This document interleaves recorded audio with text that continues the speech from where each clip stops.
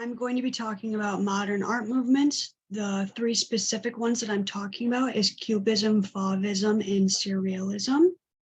Modern art refers to the artistic work produced from the 1860s to the 1970s. Modern art is the aftermath of the challenges and changes of the industrial age in modern society.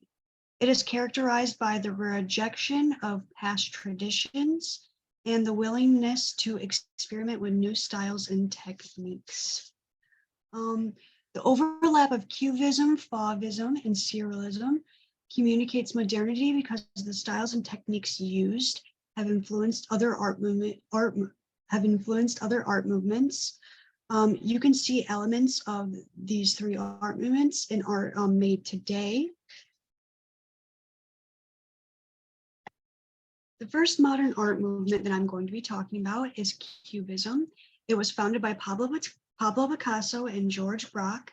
It has geometricity, overlapping, and interpenetration of planes. So Cubism creates a new approach to the pictorial representation of objects in space. It's the analysis of the three-dimension form and its relation to both literal and pictorial space. There are two different types or two different phases of Cubism, which are analytic and synthetic Cubism. So this top right corner, that is Pablo Picasso, and down here on the left is George Braque.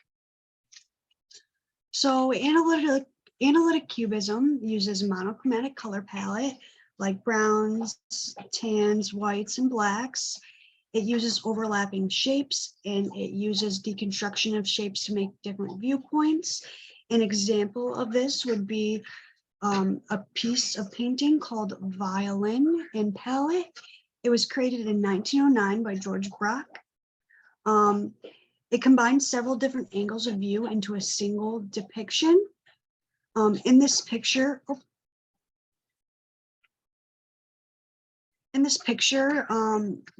there's elimination of entire parts of the violin painted.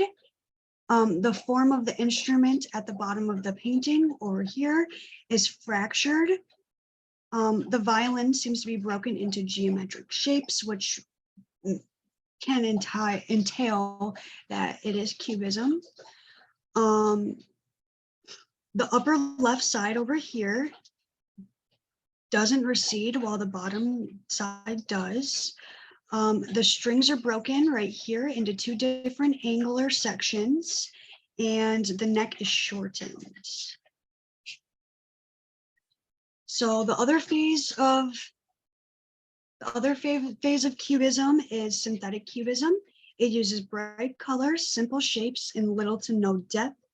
You can see this in the painting by Pablo Picasso. It was made in 1912. It's called La Boule de Suze, or Bottle of Suze. It uses cut fragments of newspaper, wallpaper, and construction paper, which I thought was interesting that it used charcoal and gouache. I thought that was super interesting. So this painting depicts a liquor bottle with a label on it, as you can see right there.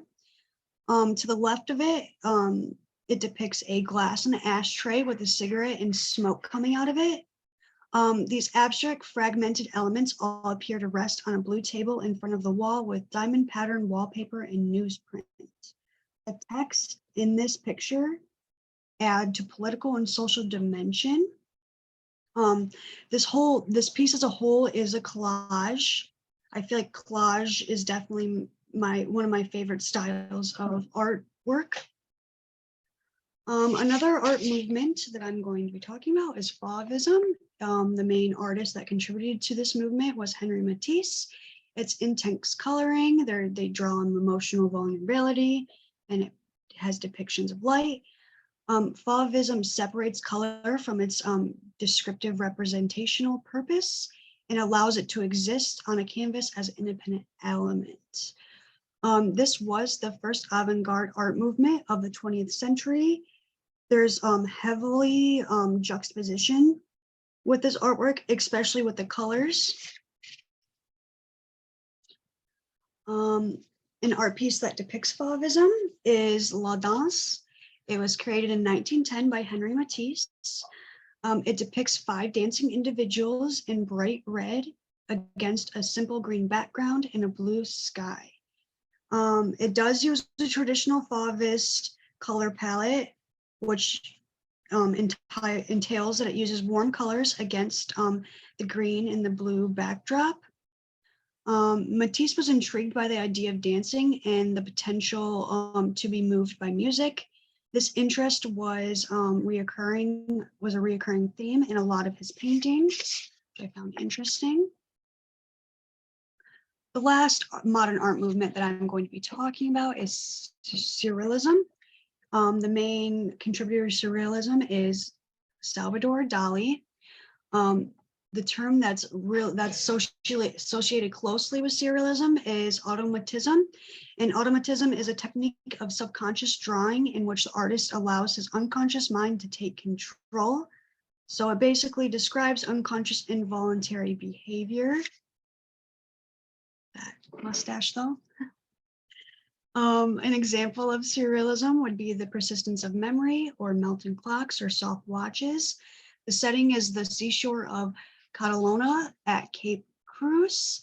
It was made in 1931 by Salvador Dali.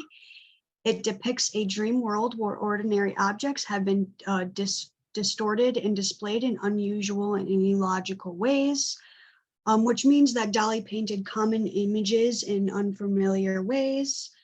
The clocks, as you can see here in this piece, appear to be limp and draped over other objects.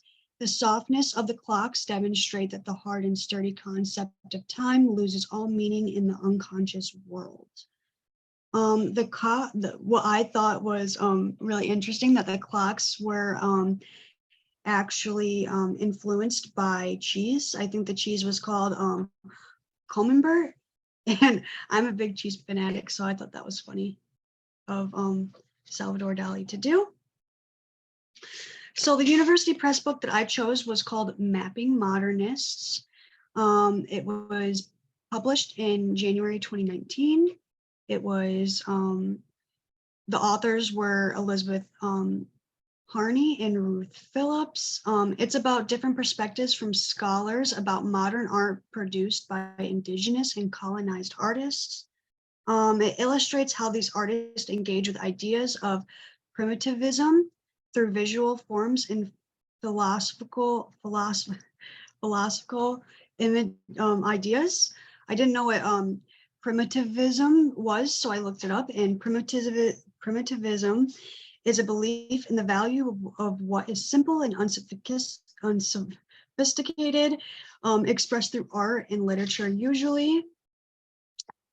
I hopefully get the chance to read that. It seems pretty interesting.